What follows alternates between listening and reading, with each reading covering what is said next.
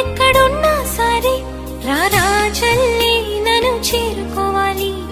నా తోడుంటూ ఎన్నడైనా సరే పసి పాపల్లే నన్ను చూసుకోవాలి.